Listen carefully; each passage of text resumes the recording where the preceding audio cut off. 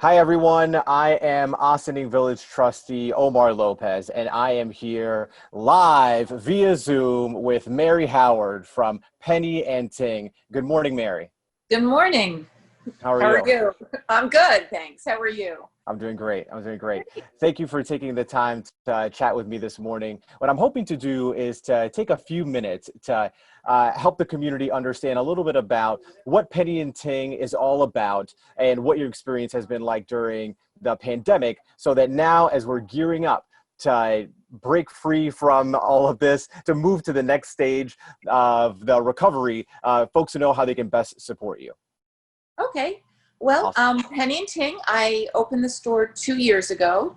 I have an education background. I was in early childhood schools, administrator, teacher, both in the city. And I really have always loved and appreciated beautiful, functional toys that parents sort of hesitated throwing away versus longing to throw away. And really that approach the child and engagement and connection with themselves and their environment. So I started by this little store 2 years ago. It's not as big as I want it to be, but it's getting there.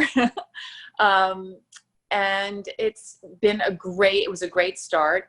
I have a lot of great vendors. I have wonderful customers, and I'm really, really happy. Of course, this quarantine has been a bummer. But, you know, the way I was starting to put things online anyway. I was starting that, and it was sort of a slow process because, you know, it was kind of tedious and not fun. I'm a people person. I like being with people. I didn't really, but I was just about finishing it up in March, and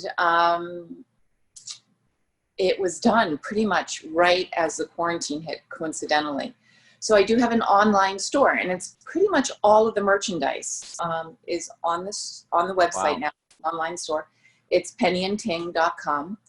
And so during the quarantine, I did deliveries. I came to the store, I packed up, and I did free deliveries to the surrounding towns. I did Ossining, of course, Croton, Briarcliff, Sleepy Hollow, some Cortland.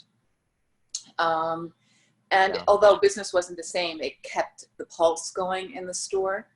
And so that worked out well. And I'm still doing that, and I will continue to do that. You know, this quarantine probably will go, or this pandemic, or what we're dealing with, will go on for a while still. So as the phases keep increasing, I do have customers come in now. Of course, I ask that people wear a mask, and everyone does, happily, and that they use hand sanitizer before browsing. It's a toy store. People want to touch things. So, you know, Right. it's sort of a balance of maybe not touching as much, but using that hand sanitizer when you needed to explore something. That makes a ton of sense. So, Mary, I just want to say that I'm super grateful for having Penny and Ting in the village, because when I have a 16-month-old daughter, when she started becoming more sentient and we were looking for ways of entertaining her, your store was the go-to place for us to find things for her. As we've had friends that have had babies and have birthdays and all kinds of things, your store has also been a resource. And then as the pandemic hit and we were all stuck inside, my wife and I were looking at each other like, what are we going to do? And the first thought that came to us was, wouldn't it be fun to work on a puzzle? And my wife is deep into puzzles. So we said, well, what can we get a puzzle? CVS? We're going to get a puzzle. And she said, Penny and Ting, you got to go to the toy store. And I said, oh, of course, that's right. And so we went, and you had It was puzzle crazy time. It was puzzle crazy time, right? People were buying them up. Yeah. Yeah. Oh, yeah. That's what the store sustained itself on, I think, for like a month.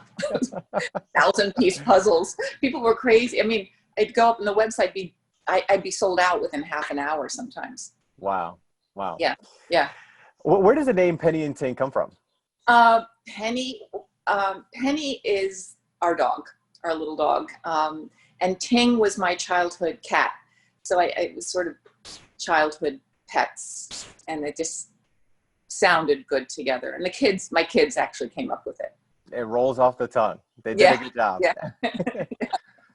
So tell us what you have here today. You have a whole bunch of toys behind you. What would you like to show the community you have in stock today? Okay, let me show you. I'm going to take myself off the screen for a sec. Is that okay? Sure, yeah. This is the arts and crafts area. And what I have is a range of, let me know if you can see, is a range of materials for children to work with. I have colored pencils, markers, paints, watercolors, kits to do activities. Like here's a rock painting kit, glow-in-the-dark rock painting kit. I have these artistic patches, which are little kits. They're really cool. They're transfer kits that they're really beautiful and keep the kids really busy. Fairy kits, you know, making a fairy house. A journal, creating your own journal. A comic book kit, creating your own comic books and night lights and collaging. And, you know, watercolors and watercolor paper. And I really do try and get the best quality I can. Of course, it's all child safe, but I kind of want to go beyond that to make it beautiful and wanting the child to engage with it. So that's the arts and crafts area. Awesome. Well, before you move on from the arts and crafts area, although it is nominally a toy store, a store meant for children, particularly during the coronavirus period, it's just really a parent sanity store, wouldn't you say? Yes, yes. And you know, the thing is, adults, it's so funny. I have some, this is not the only art area. I have some stuff that adults buy for themselves, not just the puzzles, but like I have this, oh, I sold the last one yesterday. Like these like dress up magnetic kits that the parents love, like this dress up kitty. There was a woman power one. So it was all these women, you know, empowered where you can dress them up. That was fun. But even like the mosaic kits here, I don't know, like these were really popular with the parents themselves. Play-Doh kits. It's funny. They just something they can enjoy doing with their children as well. That's key, particularly since parents are not only looking for ways to keep their kids engaged and busy, but also ways that are analog, right? That are not electronic, because that's an option that folks have, but you also have to complement it with tactile things that engage different parts of the brain. Right, exactly. And it's really, yeah, and it's connecting. So the child and the grown-up can connect with their own intellect, their own desires, their own emotions, but also learning, developing fine motor, gross motor, really making connections in the brain. And children like that. They crave that. You know, they need it. Developmentally, nature makes it that way. Yeah. I have these great kits, like these science, technology, engineering, art, math kits, like a treehouse adventure. Create your own treehouse. So you put in the LED lanterns, a zip line, gears and pulleys. So, you know, they can do that. And I'm starting to do workshops with kids either on Zoom, or we can go outside, meet with 1 or 2 children, and we'll do that together as sort of like a summer break for parents. I have catapults and crossbows, which my son really wants to teach to some kids. Oh, nice. I know, right? Yeah. And how can people find out about when these things are happening? I advertise it on the social media. Right now it's word of mouth, because as people are beginning to feel more comfortable with this, it's a little bit, it's word of mouth. It started because a parent asked me to do it. She had seen, I was offering a sewing and quilting class that was supposed to happen in March. That didn't happen. That was sort of the kickoff class. So now I'm slowly trying to figure out when to build it up. Zoom classes, I can probably do some Zoom. It might be a little harder because the kids have to figure out how to do it. Right. And you know, and of course the parents can get involved, but I think sometimes parents would like the child to start socializing more and getting out more. So at a certain age, it can start working. They learn to understand to keep their distance and for outside. I think that would be the best best medium. Yeah. Yeah. Um, Besides puzzles, what else have you found has been a big seller? What are people looking for now during the pandemic? the STEAM kits, like I just showed, that's a big thing, because what they want is, the kids at school just isn't the same for the younger ones, especially. And what they're looking for is things not just to keep them busy, but to keep them learning and connecting, just like school would offer to them. And so those kits, art kits, have been really popular. Like the Treehouse Engineering kit, I have an underwater science voyage kit where you design a research boat. And the catapults and crossbows. Terrariums have been popular, where you grow your own little terrarium and make it. I have Usborne books. And so like I'm going to turn it here. So I have like can you read the Wipe Clean books? Mm-hmm, mm-hmm. I'm sorry, I don't know if I'm showing you right. And sticker books, because that's been like nice quiet time for the parents. And parents love the Usborne. It's really nice quality. It's very appealing for the children and adults. Yeah. If I can make a personal pitch, one of the things that I would love for you to continue to grow is the number of Spanish language toys and yeah.